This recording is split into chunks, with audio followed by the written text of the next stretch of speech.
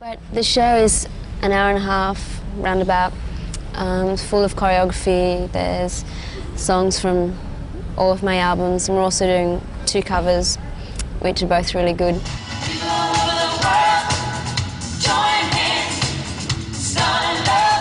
Which I think is great because Australia hasn't seen too many shows with a lot of dancing. So it's going to be a very high-powered show?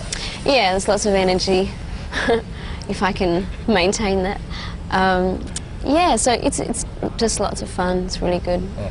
You seem to have a lot of lighting and all the dry ice effects. You've got, I understand you've got a bit of a whiz-kid lighting man. Yeah, Jonathan Smeaton, he's English and he's really great. So, yeah, it's going to be a good light show as well. I think what's going to make the show a lot better is that from the last tour, I have the same key people. I have the same MD, the same choreographer, and a new lighting guy. So we've all learnt from the last show what works and what needs a little work. So everything's gone really well so far, touch wood. So we can't wait to do it. Great. Now, your lighting guy used to work or occasionally works for Phil Collins, I understand. Yeah, that's right. So that must be a bit of a buzz for him as well. Yeah, I think it's a buzz for him as well because, once again, it's a dancing show, all singing, all dancing. So that's good for him, you know, he can do some really interesting things with the lights. Now, your backing band isn't a particularly well-known band. No. What are you trying to achieve there? Is there a sort of a hidden agenda to give some young Australian musicians a go, or what? Well, I guess that's part of it, but more than anything, they're just good musicians, and most of them are session musicians or have their own band.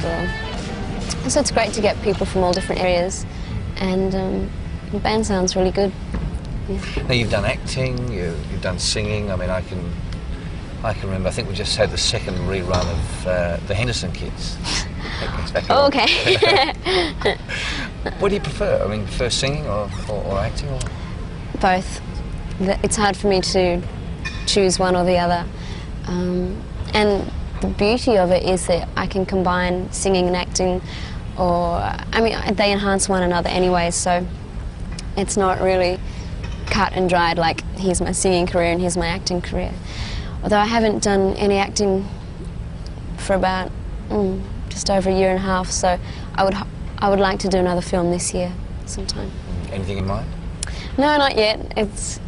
Firstly, I have to find time to do a film, and the right script, the right director. I mean, everything has to fall into place. Maybe, I don't know, I said the same thing last year and nothing eventuated. I was just too busy, so we'll see how I go. You've got a pretty busy schedule. What do you do and who are you when you're not being Kylie Minogue? Well, if I'm not being Kylie Minogue Proprietary Limited, I'm just being usual Kylie, which means going out with friends, family. My idea of a good night is to just go out and have an amazing dinner and some nice wine and go out to a club or go somewhere. So I just do what most 22-year-olds do. Bit of a city girl or a country girl? Or? I would say I'm a city girl. So you're not into fishing and bushwalking? Bushwalking, I can take or leave. I like going out on boats, actually, which would be great in Perth. I think we are trying to go out on a boat one day if we get time. So that would be great. Yeah, okay. Slightly more serious, I guess.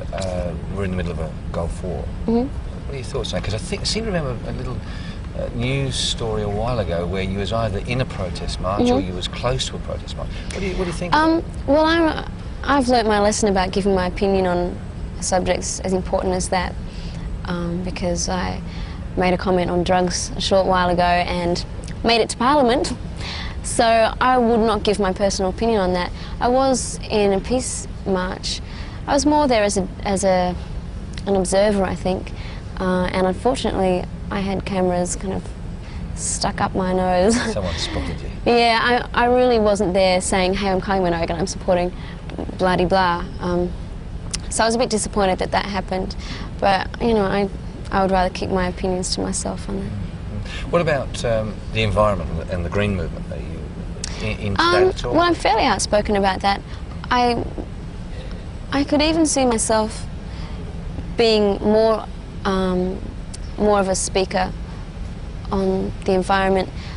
As soon as I know everything, I would not like to be, telling people what to do unless I was really sure of all my facts and knew about the organisations.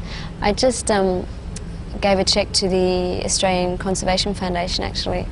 Had money from the sales of my video donated to that. So, and with the recent competition to win tickets to come to Japan with me, money from the calls that you had to make to find out the information, I think that went to UNICEF. So, I like to give to different charities, particularly environmental charities. That's good. Will we ever see Kylie Minogue singing a song that sort of promotes the green movement, like Midnight Oil or something like that? But of course with a Kylie style.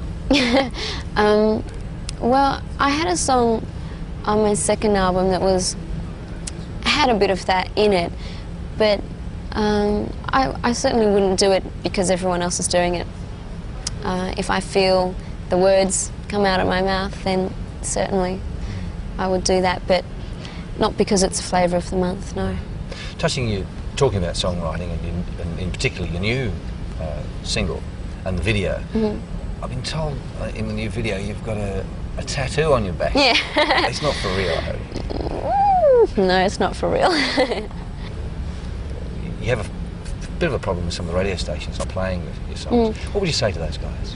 Well, I'm amazed coming back from overseas, because I've been away for a few months, that I'll say 6 months ago or 8 months ago, there was no dance music on the radio whatsoever. And now there's a whole lot, and I am getting played on quite a few radio stations, which is great. I did just as well without them before, but it is really nice to have their support. In fact, my tour is sponsored by Triple M in Melbourne and different towns. So I can't really say that I'm not being played anymore, because I am. Does it worry you? I mean, particularly that you're bringing so much money into Australia as an export. I mean, do you think yourself, come on guys, give me a break?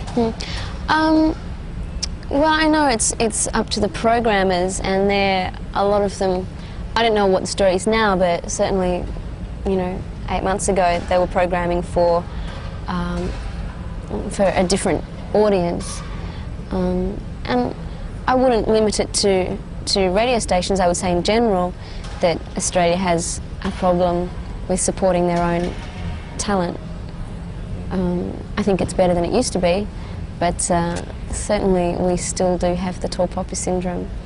And I've been through it and come out the other side intact. So I'm very pleased about that. Terrific. All right, that's lovely. Thanks for that. Thanks.